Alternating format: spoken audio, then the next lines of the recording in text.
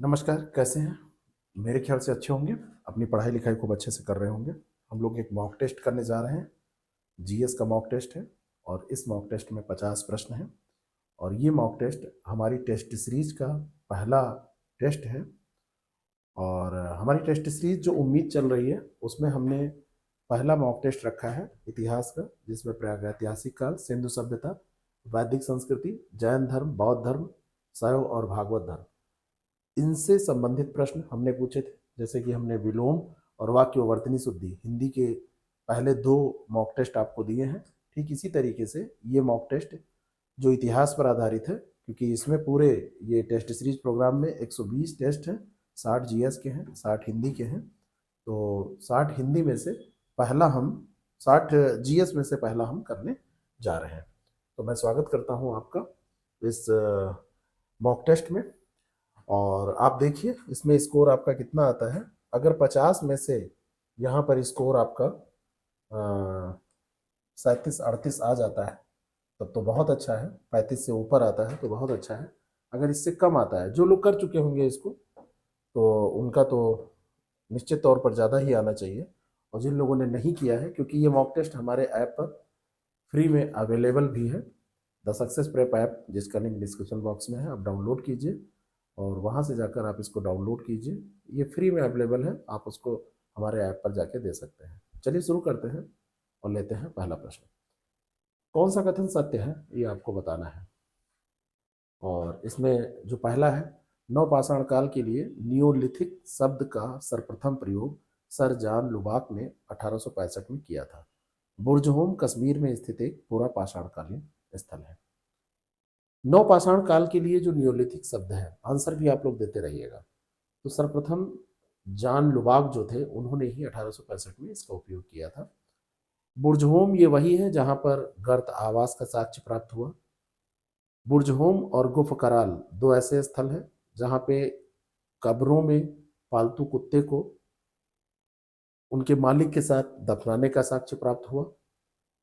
तो ये, लेकिन बुर्जहोम जो है ये कश्मीर में स्थित है, ये तो बात सही है, लेकिन पूरा पाषाणकालीन स्थल नहीं है, ये नौ पाषाणकालीन स्थल है। तो दूसरा गलत है, केवल एक सही हो जाएगा। ए ऑप्शन इसका बिल्कुल करेक्ट हो जाएगा। सूची को आपको सुमेलित करना है। ये कुछ संस्कृतियां हैं और कुछ स्थल दिए हैं। चौपानी मांडो, कुल्ली, अत्तिर पक्कलम और इनाम गांव। और कैसी संस्कृति है, इससे आपको सुमेलित करना है। आजकल के जो प्रश्न पूछे जा रहे हैं उसी पैटर्न पर आधारित ये हमारी अभ्यास श्रृंखला है। इस अभ्यास श्रृंखला का लाभ आप उठाकर अपनी तैयारी को अव्वल कर सकते हैं, अपनी तैयारी को स्तरीय बना सकते हैं। तो चौपनी मांडो, मध्य पाषाणकालीन अगर स्थलों की बात की जाए तो चौपनी मांडो का नाम आता है। तो ए का हो जाएगा 4। जहां तक बात है कुल्ली की, तो कुल्ली जो है ये पूर्व हड़प्पा स्थल है। बी का 3 हो जाएगा। जिसमें मास्की आता है, ब्रह्मगिरी आता है, कुल्ली आता है, तेक्कलकोट आता है। अत्तिर पक्कम की अगर हम बात करें तो अत्तिर पक्कम पुरापाषाण कालीन स्थल है। और बाकी आपका बचा इनाम गांव। तो इनाम गांव आपका ताम्रपाषाण कालीन हो जाएगा। तो 4-3-1-2, ये आपका डी वाला ऑप्शन बिल्कुल करेक्ट हो जाएगा। इस स्तर के प्रश्नों को अगर आपको तैयार करना है तो आप हमारे साथ जुड़कर तैयारी कर सकते हैं। निम्नलिखित में से कौन सा एक औजार पुरापाषाणकालीन संस्कृति से संबंधित नहीं है? ये चीज विशेष ध्यान दीजिएगा। कुल्हाड़ी, क्लीवर, स्क्रेपर, हड्डियों के औजार। जो पैलियोलिथिक इरा है, पुरापाषाण काल जिसकी हम बात करते हैं, ये सोहन घाटी, बेलन घाटी, नर्मदा घाटी, यहाँ पर इसके अवशेष मिलते हैं। भीमबेटका जो भोपाल के पास स्थित है, वहाँ पर गुफाएं मिलती हैं। उपकरण आपको मिलेंगे, उसमें हैंड एक्स मिल जाएगा और क्लीवर मिल जाएगा, स्क्रेपर मिल जाएगा। लेकिन हड्डियों के औजार का जो संबंध है वो पूरा पाषाणकालीन संस्कृति से नहीं है। तो डी वाला ऑप्शन इसका बिल्कुल करेक्ट हो जाएगा। इसमें आंसर भी देते रहिए और हमारे द्वारा बताए गए आंसर से आप इसकी मैचिंग करते रहिए। प्रागैतिहासिक भारत के संदर्भ में अधिकतर कृषि स्थलों से नवपाषाणकालीन उपकरण भी प्राप्त हुए हैं। कारण दिया है कि स्थायी कृषि गतिविधि के लिए आवश्यक था कि विभिन्न प्रकार के सूक्ष्म पाषाण उपकरणों का विकास तथा उपयोग हो। ये दो स्टेटमेंट यहाँ पर है। जो प्रागैतिहासिक भारत है उसके संदर्भ में जो कृषि स्थलों से नवपाषाणकालीन उपकरण मिले हैं, ये तो बिल्कुल सही है, ठीक है ना। लेकिन जो दूसरा दिया है कि स्थायी कृषि गतिविधि के लिए आवश्यक था कि विभिन्न प्रकार के सूक्ष्म पाषाण उपकरणों का उपयोग किया जाए, ये क्या सही है? इसको आपको सोचना पड़ेगा। जो नवपाषाणकालीन संस्कृति है, नवपाषाणकालीन संस्कृति मानव और केवल खाद्य पदार्थों के उपभोक्ता के तौर पर मानव की बात की जाए तो वहीं तक सीमित थी। कृषि कर्म से पूर्ण रूपेण परिचित मानव तो हो गया था, अग्नि के प्रयोग से परिचित हो गया था, मनुष्य का जीवन सुरक्षित तो हो गया था, लेकिन सूक्ष्म पाषाण काल उपकरण जो है वो मध्य पाषाण काल का था, न कि नव पाषाण काल का। जो सूक्ष्म उपकरणों की बात की जा रही है ये मध्य पाषाण काल का होगा, न कि नव पाषाण काल का। तो दूसरा इसमें गलत है, ए सही है लेकिन आर गलत है। सी वाला ऑप्शन इसका बिल्कुल करेक्ट हो जाएगा। इसमें गलतियां पकड़ना सीखिए आप कि कहाँ पे गलतियां हो रही हैं। बुर्जहोम के नवपाषाणकालीन समाधानों में मनुष्य के साथ पालतू जीव कुत्ता को भी दफनाने की प्रथा प्रचलित थी, और यह प्रथा भारत की किसी भी अन्य नवपाषाणकालीन स्थल से नहीं प्राप्त हुई है जहां पे मनुष्यों के साथ कुत्तों को भी दफनाया जाए। ऐसा और कहीं से नहीं मिलता है, ये कह रहे हैं। कहने को तो ये बिल्कुल एक्सट्रीम स्टेटमेंट है, लेकिन सही है। बहुत ही कम मात्रा में ऐसा होता है कि ऐसे एक्सट्रीम स्टेटमेंट सही होते हैं, तो ये सही है। पहला भी सही है, अभी पहले ही बात हुई थी, और दूसरा भी सही है। तो यहाँ पर डी ऑप्शन इसका बिल्कुल सही हो जाएगा, यानी कि दोनों के दोनों सही है। अगला जो प्रश्न है, बेलन घाटी में किस काल के अवशेष पाए गए हैं? पुरापाषाण, मध्य पाषाण, नवपाषाण। बहुत ही अच्छा प्रश्न है ये। अगर बात करें बेलन घाटी की, तो आपकी बेलन घाटी प्रयागराज, जहां पर महाकुंभ लगा हुआ है, प्रयागराज के पास में जो एरिया है, प्रयागराज के पास का क्षेत्र है बेलन घाटी। पुरातात्विक खोजों के लिए इसका महत्वपूर्ण स्थान है, और वहां पर पुरापाषाणकालीन, मध्य पाषाणकालीन, नवपाषाणकालीन हर प्रकार के आपको अवशेष मिल जाएंगे। तो इसका सही उत्तर तीनों हो जाएगा, 1 2 3। डी ऑप्शन इसका बिल्कुल करेक्ट हो जाएगा। याद रखिएगा, तीनों प्रकार के अवशेष यहाँ पर आपको मिल जाएंगे। निम्नलिखित स्थलों पर विचार कीजिए, कथनों पर विचार कीजिए। हड़प्पा संस्कृति की उत्तरी सीमा का निर्धारण जम्मू और कश्मीर में अवस्थित मांडा द्वारा होता है, जबकि पूर्वी सीमा का निर्धारण सुत कांगेंडोर द्वारा किया जाता है। हड़प्पा सभ्यता की जो उत्तरी सीमा है, नॉर्थ सीमा, उत्तरी सीमा, वो मांडा करता है। मांडा कहाँ पर स्थित है? जम्मू एंड कश्मीर में, इससे निर्धारित होता है। दक्षिणी सीमा ये दैमाबाद के द्वारा निर्धारित होती है। दैमाबाद आपका महाराष्ट्र में है। कहाँ पर है? महाराष्ट्र में है। इसी तरीके से आप पूर्वी सीमा देखेंगे तो ये आलमगीरपुर के द्वारा निर्धारित होती है। आलमगीरपुर, आलमगीरपुर आपका पड़ता है यूपी में। और इसी तरीके से पश्चिमी जो सीमा है, पश्चिम में, वो किससे निर्धारित होती है? आलमगीरपुर आपका मेरठ में पड़ता है, कई बार ये पूछा जाता है। हिंडन नदी के तट पर यह स्थित है। पश्चिमी सीमा सुत कागेंडोर के द्वारा निर्धारित होती है। सुत कागेंडोर, सुत कागेंडोर के द्वारा निर्धारित होती है। ये दक्षिणी बलूचिस्तान में पड़ता है, दास्त नदी के किनारे पड़ता है। तो पहला स्टेटमेंट तो सही है, लेकिन दूसरा ये गलत हो जाएगा। ये पश्चिमी सीमा इससे निर्धारित होती है। तो ए ऑप्शन इसका बिल्कुल करेक्ट हो जाएगा। प्रश्नों के स्तर को आप देखते हुए, ऐसे ही समझते हुए तैयारी करिए, जैसे कि कैसे भी प्रश्न आपके सामने आए तो आप उसका उत्तर देने में समर्थ हो। नौदा टोली मध्य प्रदेश के खारगोन जिले में नर्मदा नदी के उत्तरी किनारे पर स्थित है, और नौदा टोली पुरास्थल का उत्खनन HD सांकलिया के नेतृत्व में किया गया था। HD सांकलिया के नेतृत्व में किया गया। तो दूसरा तो बिल्कुल सही है, नौदा टोली। लेकिन नौदा टोली देखेंगे तो ये खरगोन जिला जो मध्य प्रदेश में पड़ता है वहां पे तो है, लेकिन उत्तरी नहीं, ये दक्षिणी किनारे पर स्थित है। ये सवाल पूछा गया है इसी तरीके से तो इसको ध्यान रखना है। दूसरा इसका सही है, पहला गलत है। इंदौर जब आप जाएंगे, इंदौर के पास में यह है। इंदौर भारत का सबसे स्वच्छ नगर। इंदौर 80 किलोमीटर, इंदौर से लगभग 80 किलोमीटर दूर ये आपको मिलेगा। नौदा टोली गांव जो है, वहां से पश्चिम की ओर जब आप जाएंगे तो 3 किलोमीटर की दूरी पर पूरा स्थल आपको मिलेंगे। ठीक है। और 52 से 57 के बीच में सांकलिया महोदय ने इसका उत्खनन कार्य संपन्न कराया था। निम्नलिखित में से किस एक पुरास्थल से पाषाण संस्कृति से लेकर हड़प्पा सभ्यता तक के सांस्कृतिक अवशेष प्राप्त हुए हैं? कौन सी ऐसी एक संस्कृति है? कोटदीजी, मेहरगढ़, आमरी, कालाबंगा। ठीक है, मैं थोड़ा सा हिंट आपको देता हूं। आप जाइए बलूचिस्तान, जो पाकिस्तान में पड़ता है, बलूचिस्तान, तो बलूचिस्तान आपका पड़ता है पाकिस्तान में। वहां पर एक स्थल है, पाषाण संस्कृति से लेकर हड़प्पा सभ्यता की सांस्कृतिक अवशेष वहां से मिलते हैं, और वह है मेहरगढ़, है ना। पाकिस्तान में बलूचिस्तान में ये आपको मिलेगा।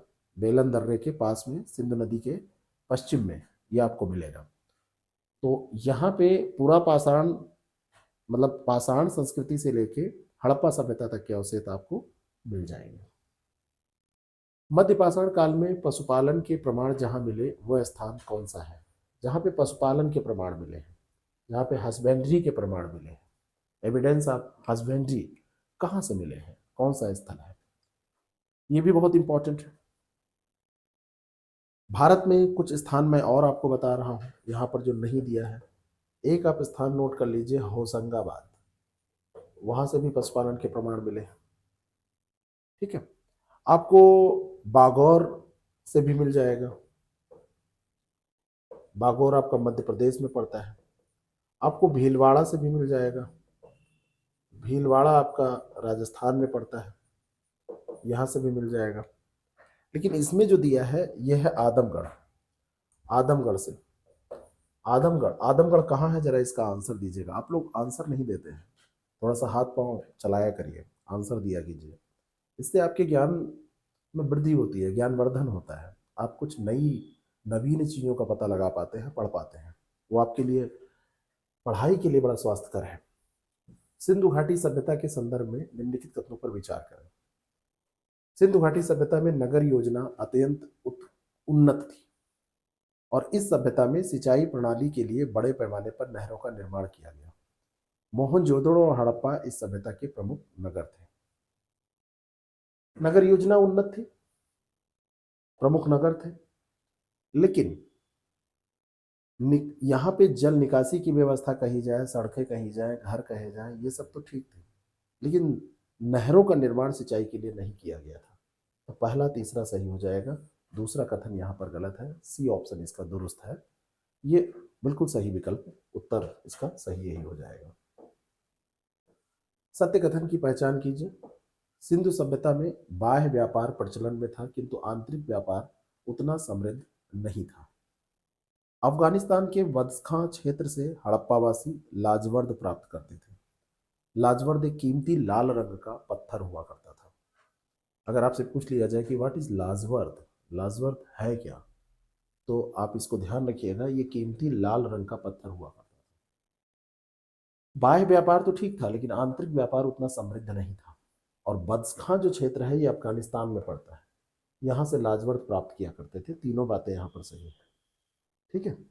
अब आप बताइए, लाजवर्द जो होता था, है ना, ये लाल रंग का होता था कि नहीं? यहाँ पर आंसर ध्यान दीजिए, इसका डी आंसर नहीं सही है, इसका ए आंसर सही है। ये क्योंकि नीले रंग का होता था। ये किस रंग का होता था? ये नीले रंग का होता था, है ना। इसको कहा जाता है लैपिस लैजुली। लैपिस लैजुली, लैपिस लैजुली कहा जाता है इसको। ये नीले रंग का होता था, तो इसका ए ऑप्शन करेक्ट हो जाएगा। ठीक है।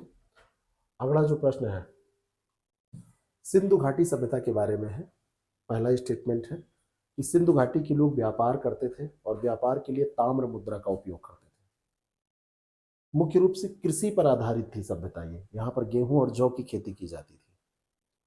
सिंधु घाटी सभ्यता का समुद्री व्यापार लोथल से होता था, कई बार पूछा गया है। गेहूं जौ भी आप जानते हैं। लेकिन मुद्रा जो थी वो क्या प्रयोग होती थी? यहाँ पर उस समय बार्टर सिस्टम था। उस समय क्या था? बार्टर सिस्टम था। उस समय यहाँ पर किसी भी तरीके की मुद्रा का प्रयोग नहीं किया जाता था, वस्तु विनिमय प्रणाली थी, बार्टर सिस्टम था। तो ये ध्यान रखिए। तो पहला गलत हो जाएगा, दूसरा तीसरा सही हो जाएगा, बी ऑप्शन इसका बिल्कुल करेक्ट हो जाएगा। निम्नलिखित में से सत्य कथन की पहचान कीजिए।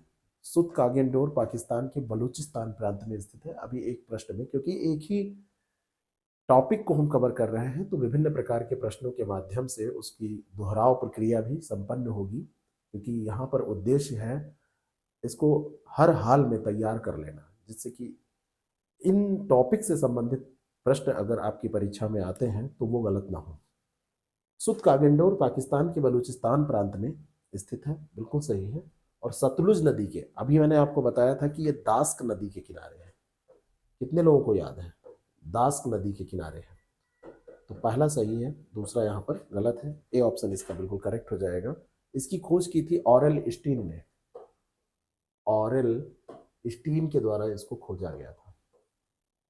ठीक है, खोज की गई थी 1921 में। पूछा नहीं जाएगा आपसे। मोहनजोदड़ो में विशाल स्नानागार परिसर के तालाब में सीढ़ियां थी। उत्तरी पार्श्व में, दक्षिणी पार्श्व में, पूर्वी पार्श्व में, पश्चिमी पार्श्व, किसमें थी सीढ़ियां? हड़प्पा संस्कृति का जो मोहनजोदड़ो, उसमें स्नानागार परिसर मिला। तो स्नानागार परिसर में जो सीढ़ियां थी तालाब में, जैसे स्नानागार परिसर है तो उसमें जो सीढ़ियां नीचे उतरी हैं वो किधर थी? तो ये याद रखिएगा, ये उत्तरी और दक्षिणी, इधर सीढ़ियां थी और इधर सीढ़ियां थी। तो उत्तरी और दक्षिणी, पहला और दूसरा, बी वाला ऑप्शन इसका बिल्कुल करेक्ट हो जाएगा, है ना। इसमें प्राकृतिक टार का प्रयोग किया गया था, जिसको जलरोधी बनाया गया था कि किसी प्रकार की लीकेज की समस्या इसमें ना हो। इसको ग्रेट ग्रैनरी, है ना, महान स्नानागार के नाम से जाना जाता है। और विस्तृत बड़ा स्नानागार था ये। दो चौड़ी चौड़ी सीढ़ियां थी, है ना, खूब बड़ी बड़ी सीढ़ियां, चौड़ी चौड़ी सीढ़ियां बनाई गई थी।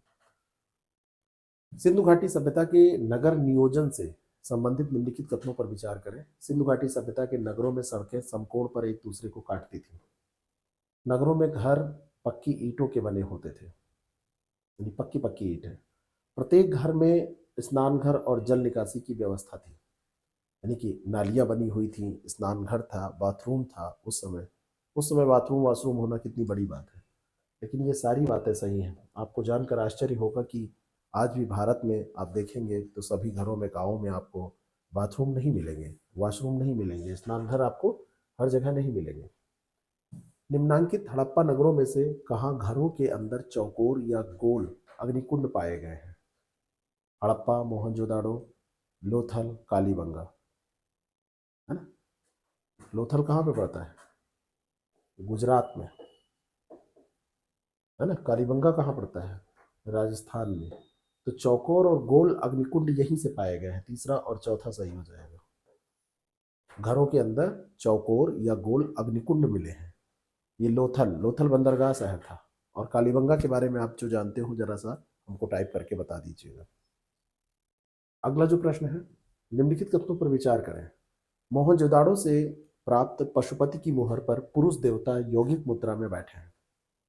मार्शल ने इसे आदिशिव कहा है। क्या कहा है? आदिशिव।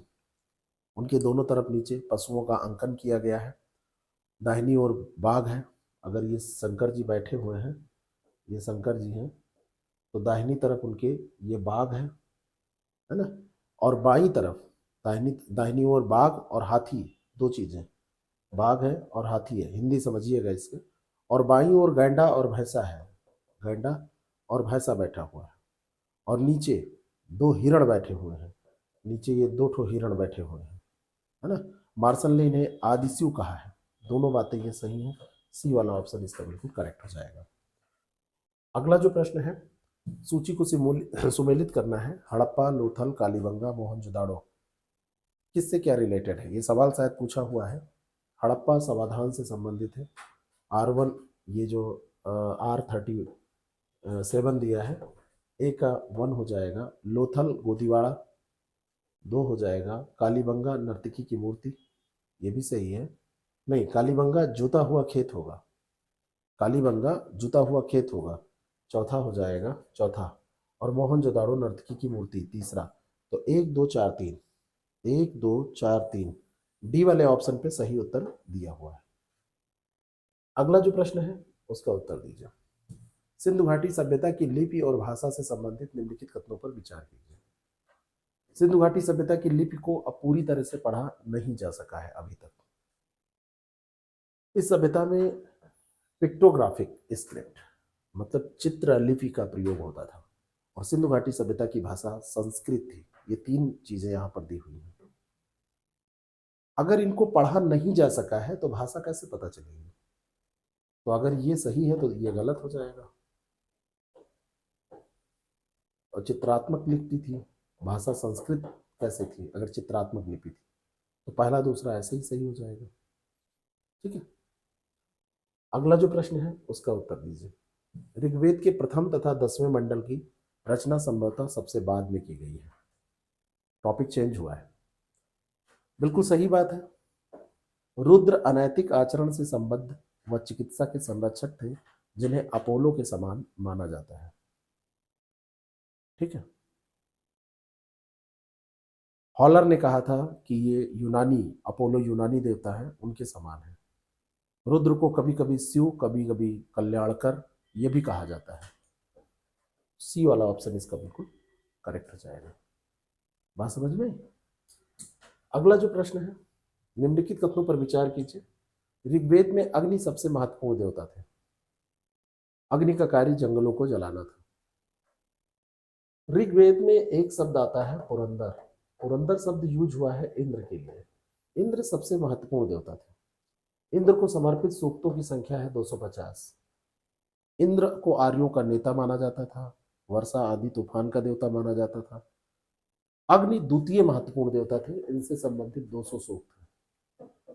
और अग्नि का कार्य जलाना नहीं था, अग्नि का कार्य था मनुष्य और देवताओं के बीच मध्यस्थता करना, संपर्क स्थापित करना, ये उनका कार्य था। निम्नलिखित कथनों पर विचार कीजिए। ऋग्वेद में इंद्र को पुरंदर कहा गया, 350 सूक्त, 250 सूक्त है। पहला सही है, दूसरा गलत है। ठीक है, अगला प्रश्न। ऋग्वैदिक काल में धार्मिक कर्मकांड का उद्देश्य मोक्ष की प्राप्ति करना था। धार्मिक कर्मकांड क्यों किए जाते थे? जिससे कि मोक्ष की प्राप्ति हो जाए। और ऋग्वैदिक काल में सभी देवता प्राकृतिक शक्तियों के प्रतीक थे, सभी के सभी देवता। तो दूसरा तो सही है, लेकिन ऋग्वैदिक काल में जो धार्मिक कर्मकांड था उससे 2 चीजें, एक तो पुत्र की प्राप्ति और दूसरा पशु की प्राप्ति। और ये दोनों चीजें अगर आपसे कही जाए ये है क्या, तो आप एक शब्द में कहते हैं कि भौतिक सुखों की प्राप्ति के लिए इनका प्रयोग किया जाता था। तो दूसरा सही है, बी वाला ऑप्शन इसका बिल्कुल करेक्ट हो जाएगा। अब ऐसे प्रश्न जब आप कर लेंगे तो आपको किसी भी तरीके के घबराने की जरूरत नहीं पड़ेगी। हमारा जो ये उम्मीद टेस्ट सीरीज प्रोग्राम है, इसमें ऐसे ही टेस्ट आपसे हर विषय के पूरे सब्जेक्ट को, पूरे सिलेबस को, पूरे पाठ्यक्रम को तोड़कर आपसे पूछे जाते हैं। उसकी व्याख्या भी आपको दी जाती है। पीडीएफ फॉर्म में भी आपको ये टेस्ट मिल जाते हैं। ऑनलाइन आप देते हैं, अनलिमिटेड टाइम आप दे सकते हैं। हिंदी के भी ऐसे टेस्ट चल रहे हैं। तो द सक्सेस प्रेप ऐप पर पहले जाइए, आप देखिए, फ्री में टेस्ट देके देखिए, मॉक टेस्ट दीजिए। उसके बाद में फिर आपको अगर अच्छा लगे तो आप इसको ज्वाइन करिए, ऐसे फालतू में नहीं। और बहुत कम पैसे में ये उपलब्ध है, 120 टेस्ट। मार्केट में अगर आपको इससे बेहतर कोई टेस्ट लगता है तो आप हमको जरूर बताइएगा। ऋग्वैदिक काल में 3 बातें दी हैं। व्यापार पर पड़ी लोगों का अधिकार था। व्यापार मुख्यतः वस्तु विनिमय द्वारा होता था। वेकनाट सूदखोर थे जो बहुत अधिक ब्याज लेते थे, उनको वेकनाट कहा जाता था। तीनों बातें ये सही हैं।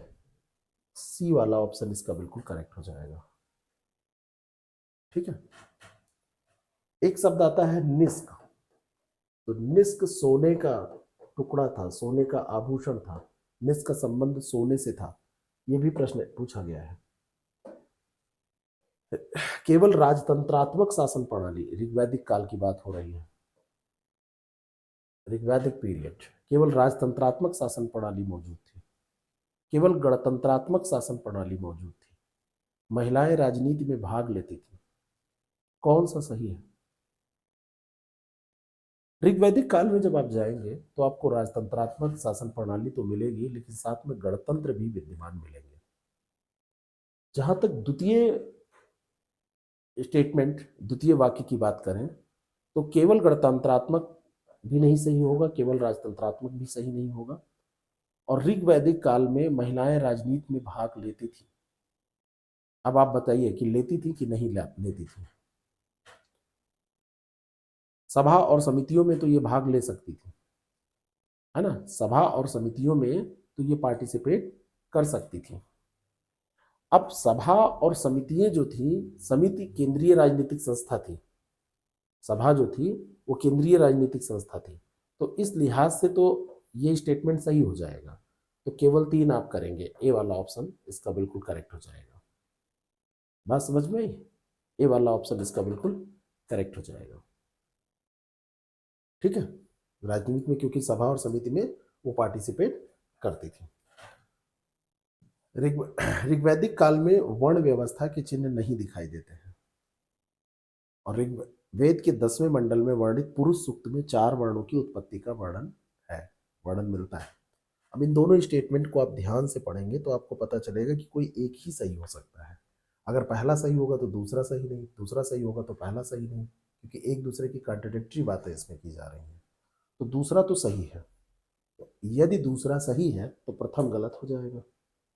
बी वाला ऑप्शन इसका बिल्कुल करेक्ट हो जाएगा। 4 वर्णों की उत्पत्ति 10वें मंडल में है। एक विराट पुरुष की कल्पना की गई है जिसके मुख से ब्राह्मण, बाहुओं से, भुजाओं से क्षत्रिय, वैश्य, जांघों से और पैरों से शूद्र, इनकी उत्पत्ति। अगला जो प्रश्न है, निम्नलिखित कथनों पर विचार कीजिए। ऋग्वैदिक समाज मातृसत्तात्मक था। मुखिया माता होती थी जिसे कुलप कहा जाता था। ऋग्वैदिक समाज जब आप देखेंगे तो कुलप तो कहा जाता था इसके मुखिया को, लेकिन कुलप शब्द आपको क्या लग रहा है? पुरुष के लिए यूज किया गया होगा। और कुलप शब्द से आपको ये पता चलेगा कि ये पितृसत्तात्मक समाज था। तो प्रथम और द्वितीय दोनों वाक्य जो यहाँ पर दिए हैं, इन दोनों को आप गलत साबित कर सकते हैं बहुत छोटे से कॉन्सेप्ट के द्वारा, है ना। परंतु ये कदापि ना भूलिएगा कि पितृसत्तात्मक समाज होने के साथ साथ महिलाओं को भी यथोचित स्थान प्राप्त था। उन लोगों को भी यथोचित स्थान समाज में प्राप्त था, उनकी इज्जत की जाती थी, उनको मौका दिया जाता था, उनको हर जगह सम्मान दिया जाता था। आज से सही स्थिति थी। आर्यों की आरंभिक इतिहास की जानकारी का मुख्य स्रोत उपनिषद है। ऋग्वेद में आर्य निवास स्थल के लिए पंच सैंधव क्षेत्र का उल्लेख मिलता है। आर्यों की आरंभिक जानकारी जो आपको मिलेगी वो कहां से मिलेगी? आर्यों के बारे में आपको अगर पढ़ना है तो आप ऋग्वेद पढ़िए। आपको सबसे अच्छी जानकारी ऋग्वेद से मिलेगी आर्यों के बारे में। और ऋग्वेद में आर्य निवास स्थल के लिए पंच सैंधव शब्द का प्रयोग यहाँ पर लिखा हुआ है, लेकिन पंच सैंधव नहीं था, ये सप्त सैंधव था। सिंधु, सरस्वती, सतुत्री, विपाशा, परुष्णी, वितस्ता और अस्कनी, इनके नाम भी आपसे पूछे जाते हैं। अस्कनी चिनाब का नाम था। ठीक इसी तरीके से पुरुष्णी रावी का, वितस्ता झेलम का नाम था। तो ये सप्त सैंधव क्षेत्र था। ये दोनों के दोनों गलत हो जाएंगे। डी वाला ऑप्शन इसका बिल्कुल करेक्ट हो जाएगा। अब ये व्याख्या में जब 2-3 बार आप इसको पढ़ेंगे तो सब चीजें आपकी तैयार हो जाएंगी। लौह प्रौद्योगिकी युग की शुरुआत उत्तर वैदिक काल से हुई मानी जाती है, और इस संस्कृति के लोगों का प्रसार सरस्वती नदी से लेकर गंगा के द्वार तक था। उत्तर वैदिक काल 1000 से 600 ईसा पूर्व की बात है। लौह प्रौद्योगिकी युग की शुरुआत उत्तर वैदिक काल से मानी जाती है, और सरस्वती नदी से लेकर गंगा द्वार तक ये विस्तार था। आर्य संस्कृति के प्रसार, विकास, अभ्युदय उत्कर्ष, मतभेद, ऊहापोह, विभिन्नीकरण, उन सभी का युग माना जाता है। धर्म, दर्शन, नीति, आचार, विचार, इन सब के रूप में देखा जाए तो प्रधान रूपरेखा अब सुनिश्चित हो चुकी थी, सुस्पष्ट हो चुकी थी, है ना। उत्तर वैदिक काल के अध्ययन के लिए सबसे महत्वपूर्ण स्रोतों में यजुर्वेद, सामवेद, अथर्ववेद, ब्राह्मण ग्रंथ, उपनिषद, आरण्यक, ये सब आप पढ़ सकते हैं। पढ़िएगा नहीं अभी, अभी अपना सिलेबस आप कंप्लीट कीजिए। बौद्धों का सबसे पवित्र एवं महत्वपूर्ण त्योहार वैशाख पूर्णिमा है। निम्नलिखित में से कौन सा इस दिन का महत्व नहीं है? वैशाख पूर्णिमा बौद्धों का सबसे प्रमुख त्योहार होता है। इसी दिन जो बुद्ध का जन्म हुआ था, इसी दिन ज्ञान की प्राप्ति हुई थी, इसी दिन महापरिनिर्वाण भी हुआ था। अब इसको देखने से लगेगा आपको कि नहीं, ये सब ऐसे सेट किया गया है, इतना इत्तेफाक कैसे हो सकता है? बस प्रथम उपदेश इन्होंने नहीं दिया था। प्रथम उपदेश वैसे दिया कहाँ था? तो ये सारनाथ में दिया था। सबसे ज्यादा उपदेश कहाँ पर दिया? तो श्रावस्ती में दिया। अब ऐसा तो आपको लगेगा कि ये तो पूरा सब बनाया गया है ऐसा सेट। सच्चाई क्या है ये तो अभी नहीं पता हमको, लेकिन ऐसा देख के आप ऐसे कहिएगा नहीं, क्योंकि ये लिखा पढ़ा ऐसे ही मिलता है। यही सच्चाई है जो इसमें लिखी हुई है, ठीक है ना। तो सी ऑप्शन इसका ये गड़बड़ है। अगला जो प्रश्न है उसका उत्तर दीजिए। बुद्ध के उपदेशों का सार एवं उनकी संपूर्ण शिक्षाओं का आधार स्तंभ किसे माना जाता है?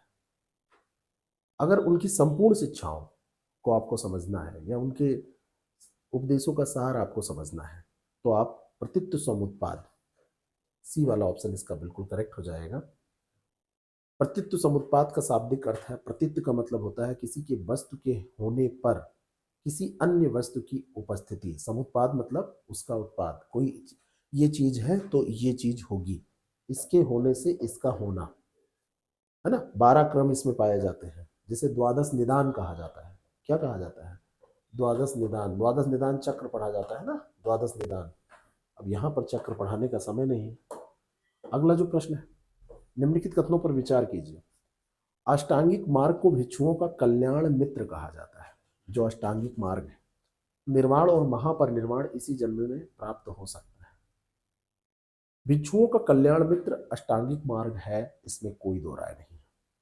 मनुष्य के जीवन का अगर परम लक्ष्य देखा जाए तो बुद्ध कहते हैं कि निर्वाण की प्राप्ति है। तो निर्वाण और महापरिनिर्वाण, इसका मतलब है, निर्वाण का मतलब है दीपक का बुझ जाना, दिया का बुझ जाना, फ्लेम खत्म हो गई, जीवन मरण के चक्र से मुक्त हो जाना।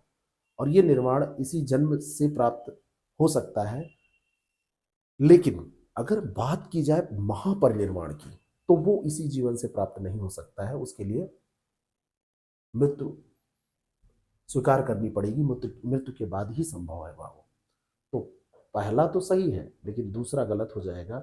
ए ऑप्शन इसका बिल्कुल करेक्ट हो जाएगा। यानी कि निर्वाण तो इसी जीवन में प्राप्त हो सकता है, लेकिन महापरिनिर्वाण इस जीवन में प्राप्त नहीं हो सकता है, उसके लिए पहले मरना होगा।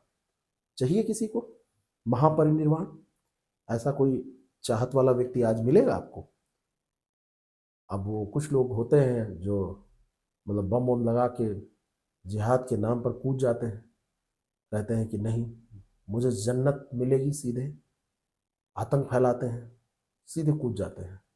कार में ब्लास्ट, बैठे बैठे गाड़ी चलाते हुए खुद को जला लगा के बम उड़ा देते हैं। श्री राजीव गांधी की हत्या ऐसे हुई, पूर्व प्रधानमंत्री हमारे।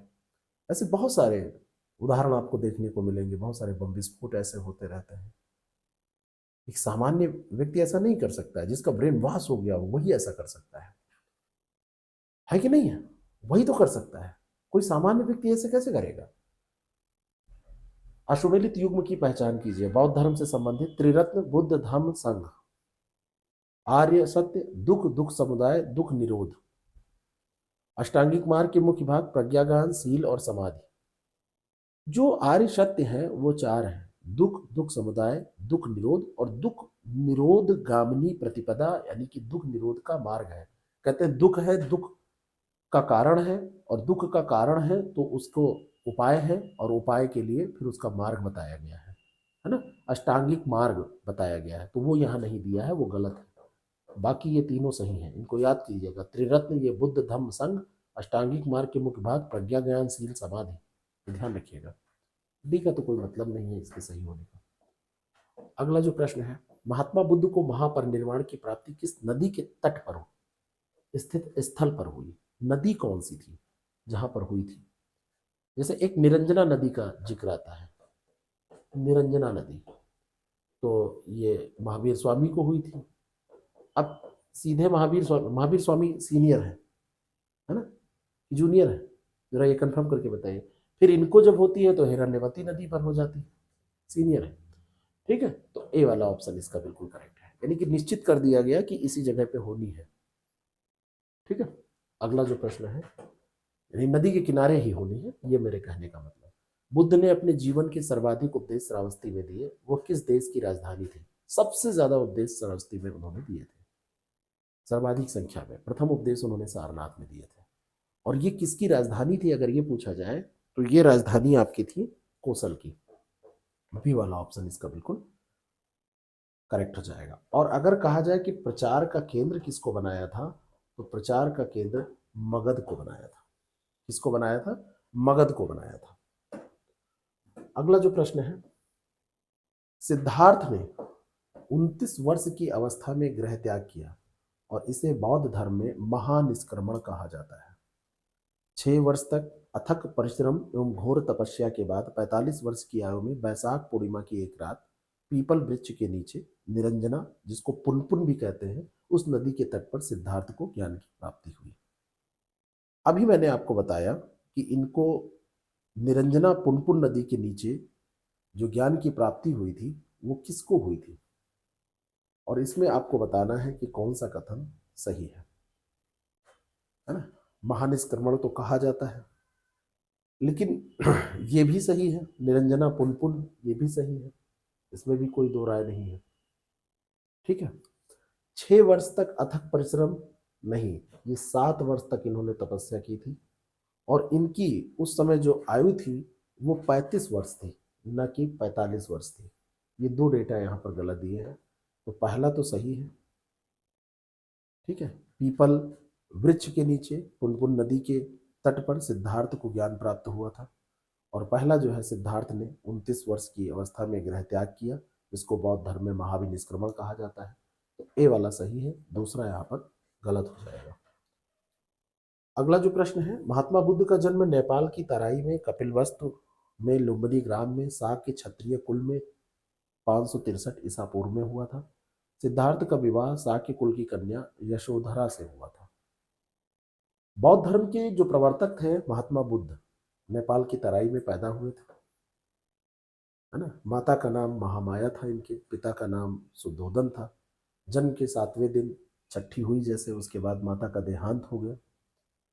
सिद्धार्थ का पालन पोषण उनकी मौसी थी, जिनका नाम था प्रजापति गौतमी, उन्होंने किया था। 563 ईसा पूर्व में इनका जन्म हुआ था। 16 वर्ष की आयु में सिद्धार्थ का विवाह, जब ये 16 साल के थे, साक्य कुल की कन्या यशोधरा से होता है ना। कहीं बिंबा, कहीं गोपा, कहीं भदकच्छना, बौद्ध ग्रंथों में ये अन्य अन्य नाम मिलते हैं। सिद्धार्थ से यशोधरा को एक पुत्र उत्पन्न होता है जिसका नाम राहुल होता है, ये याद रखिएगा। ठीक है, तो सी वाला ऑप्शन करेक्ट हो जाएगा, दोनों यहाँ पर सही दिए हुए हैं। अगला जो प्रश्न है, 6ठी शताब्दी ईसा पूर्व में भारत में नवीन धर्मों की उत्पत्ति के लिए उत्तरदायी कारक क्या थे? क्या हुआ था उस समय? वैदिक धर्म की जटिलता, जाति धर्म प्रथा की जटिलता, वैश्य वर्ग के महत्व में वृद्धि। तो ऐसा कोई वर्ग जो वैश्यों को, ऐसा कोई धर्म जो वैश्यों को तवज्जो दे, तो वो फंडिंग भी करती है, और जब पैसा किसी को मिलेगा तो वो धर्म का प्रचार भी कर लेगा। तो बौद्ध और जैन ये दोनों धर्म जब बढ़े, तो ये सब कारण थे इसके। डी वाला ऑप्शन इसका बिल्कुल करेक्ट। ऋग्वैदिक कालीन वैदिक धर्म बहुत सरल और विशुद्ध था, लेकिन बाद में धीरे धीरे जब उत्तर वैदिक काल आता है तो धर्म में जटिलताओं का समावेशन होता है, धर्म काफी जटिल हो जाता है, धर्म विशेष पर ब्राह्मणों का प्रभुत्व हो जाता है, और धर्म का जो स्थान है वो निरर्थक कर्मकांड लेने लगते हैं। तो ऐसे में एक नई धारा, नई विचारधारा का पनपना आवश्यक हो जाता है, और उसी बीच में जैन और बौद्ध धर्म आते हैं। जैन परंपरा के अनुसार 22वें तीर्थंकर नेमिनाथ किससे संबंधित थे? परशुराम, कृष्ण, बिंबिसार, उदयन। 22वें तीर्थंकर थे नेमिनाथ, तो किससे संबंधित थे? इनको कृष्ण का समकालीन बताया जाता है। किसका समकालीन बताया जाता है? कृष्ण का समकालीन इनको बताया जाता है ना।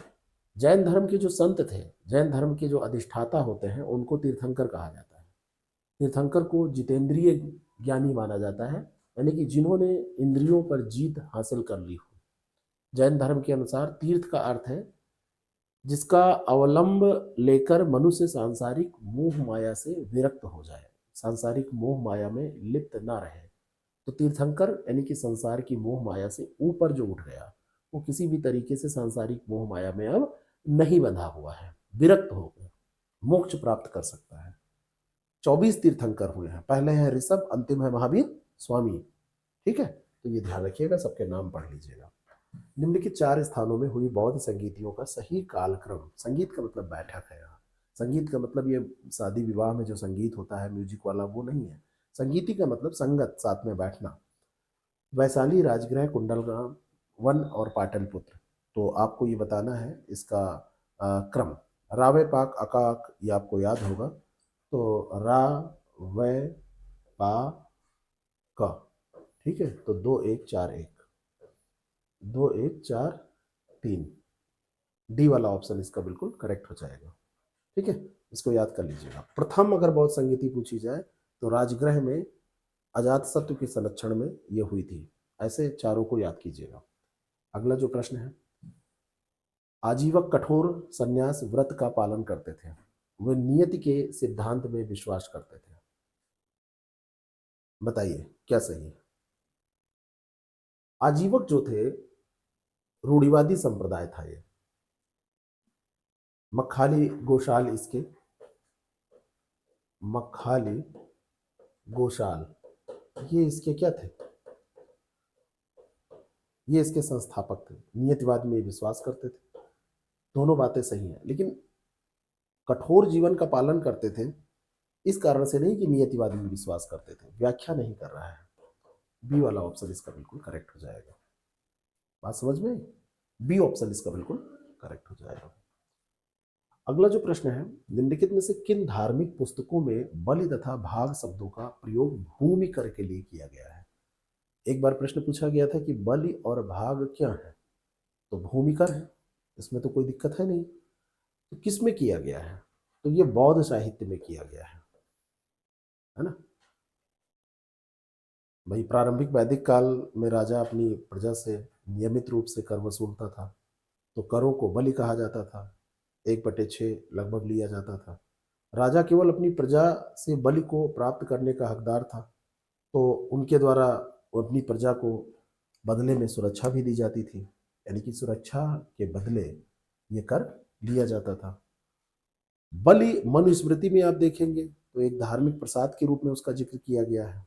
धार्मिक प्रदर्शनों पर कर के रूप में किया गया है। अगला प्रश्न है, निम्नलिखित कथनों पर विचार करें। पार्श्वनाथ काशी के राजा अश्वसेन के पुत्र थे और पार्श्वनाथ का समय महावीर स्वामी से 250 वर्ष पूर्व माना जाता है।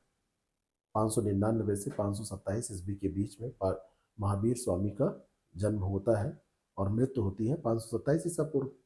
599 ईस्वी ईसा पूर्व से 527 के बीच में, तो उनसे 250 साल पहले इनको माना जाता है। और पार्श्वनाथ काशी के राजा अश्वसेन के पुत्र थे। ये दोनों बातें सही। ये सवाल अलग से आपसे पूछा गया है कि इनके पिताजी कौन थे पार्श्वनाथ के। अगला जो प्रश्न है, भरहुत मध्य प्रदेश के सतना जिले में स्थित है और 1873 ईस्वी में कनिंगम ने भरहुत स्तूप का पता लगाया था। तो पहले तो आप ये बताइए भरहुत है कहाँ? सतना जिले में, सतना एमपी में है ना। मौर्य सम्राट अशोक ने एक स्तूप का यहाँ पर निर्माण कराया था, ईंटों का बना स्तूप है ना। बुद्ध के जीवन की घटनाओं, जातक कथाओं का मनोरंजक दृश्य आपको यहाँ देखने को मिल सकता है ना। दोनों बातें यहाँ पर सही हैं। सी वाला ऑप्शन इसका बिल्कुल करेक्ट है। कनिंगम ने भरलूट स्तूप का पता लगाया था। निम्नलिखित ब्राह्मण मूल ग्रंथों में से कौन सा एक ऋग्वेद से संबंधित है? ऐत्रेय, गोपथ, शतपथ, तैत्तिरीय ब्राह्मण। बताइए, ब्राह्मण मूल ग्रंथों में से कौन सा एक ऋग्वेद से संबंधित है? तो एक तो आपको पता होगा कौशितकी, और दूसरा यहां पर पहला ये, और दूसरा ऐतरेय ब्राह्मण। यजुर्वेद का अगर आपसे पूछा जाए तो शतपथ हो जाएगा, यजुर्वेद का शतपथ हो जाएगा, है ना? बात समझ में आ रही है? गोपथ किसका हो जाएगा? ये अथर्ववेद का हो जाएगा, अथर्ववेद का गोपथ हो जाएगा।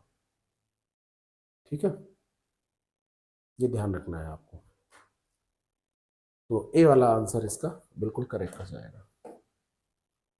सतपथ ब्राह्मण, बृहदारण्यक उपनिषद, आचारांग सूत्र, विनय पिटक, उपरोक्त में से कौन सा वैदिक साहित्य से संबंधित नहीं है? कौन सा एक सही नहीं है? भाई विनय पिटक बौद्ध धर्म का है, संघ के नियमों का उल्लेख है, बौद्ध से संबंधित है। आचारांग सूत्र जो है ये जैन धर्म से संबंधित है। बाकी सतपथ और बृहदारण्यक जो है ये उससे। तो कौन सा वैदिक साहित्य से संबंधित नहीं है? तो 3 और 4 हो जाएगा, डी वाला ऑप्शन इसका बिल्कुल करेक्ट हो जाएगा। बौद्ध मत में उपसंपदा पद से क्या तात्पर्य है? बौद्ध को दान देने से अर्जित धार्मिक पुण्य, बौद्ध मठ से संबंध संपत्ति, बौद्ध मत में आरंभिक धर्म परिवर्तन, बौद्ध भिक्षु के धर्म परिवर्तन की अंतिम अवस्था। उपसंपदा, उपसंपदा किसे कहते हैं? तो बौद्ध मत में जो प्रविष्ट होना उसको उपसंपदा कहा जाता था। अब प्रविष्ट होने की बात यानी कि आरंभिक जो धर्म परिवर्तन होता था तो उसको उपसंपदा कहा जाता था। प्रवज्ञा ग्रहण कराया जाता था, शुरू में बुद्ध ही कराते थे, है ना? लेकिन आधिकारिक लोगों के द्वारा संघ में प्रवेश के किए जाने के कारण अन्य भिक्षुओं को भी उपसंपदा दिलाने का फिर अधिकार दे दिया गया। जैसे पहले एक ही हमारा सेंटर है तो यहाँ सारा काम हम देख रहे हैं, अभी हमारे 10 सेंटर हो जाए तो हम अलग अलग लोगों को दायित्व तो सौंपेंगे। ऐसा तो है नहीं कि अकेले ही सारा कार्य हम करते रहेंगे। तो संख्या जब बढ़ने लगी तो फिर ज्यादा लोग हो गए, अन्य लोगों को भी अधिकार दिए गए।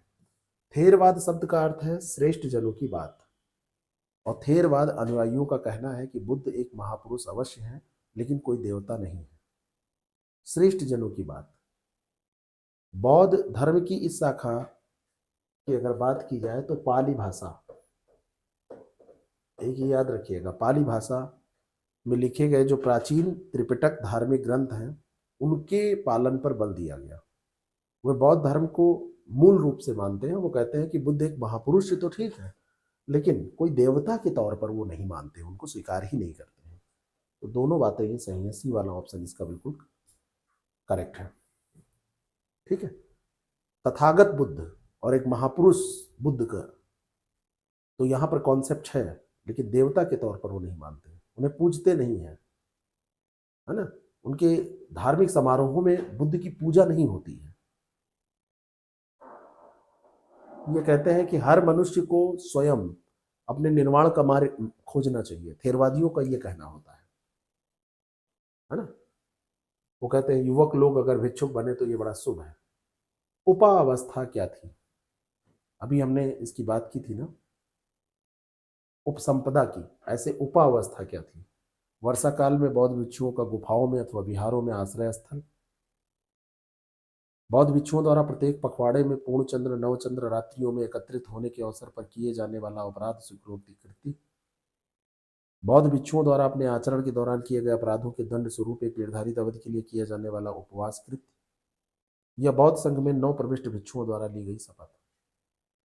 तो जब बौद्ध भिक्षु प्रत्येक पखवाड़े में पूर्णचंद्र और नवचंद्र रात्रियों में एकत्रित होते थे तो अपराध स्वीकृति करते थे, तो उसी को उप अवस्था कहा जाता था, उपावस्था कहा जाता था। बी वाला ऑप्शन इसका बिल्कुल करेक्ट हो जाएगा। तो ये रहे हमारे 50 सवाल जिनको हमने देखा। ऐसे ही बहुत सारे सवाल जिन जिन टॉपिक्स के हमने ऐसे किए हैं, ऐसे पूरे सिलेबस को हमने लगभग 60 भागों में बांटा है, और 60 भागों में के अंतर्गत शुरुआती 49 हमने जो टेस्ट आपको दिए हैं वो 50 प्रश्नों के हैं और अंतिम 11 टेस्ट 140 प्रश्नों के हैं। तो आप चाहें तो इसको ज्वाइन करके ऐसे प्रैक्टिस कर सकते हैं। बाकी यहाँ पर तो हम कराते ही रहते हैं, कुछ टेस्ट जरूर यहाँ पर कराएंगे। ऐसे हिंदी को भी हमने बांटा है, हिंदी में 6 टॉपिक है और सीरियल से वो चल रहे हैं 6 पूरे, फिर से 6 एक से स्टार्ट ऐसे ही। और हमारे छात्रवृत्ति कार्यक्रम का आप लाभ जरूर उठाएं। छात्रवृत्ति कार्यक्रम के बारे में जानने के लिए भी हमारा ऐप डाउनलोड करें, उसमें फ्री में आपको पुरस्कार स्वरूप कोर्स दिया जाएगा। Thank you so much.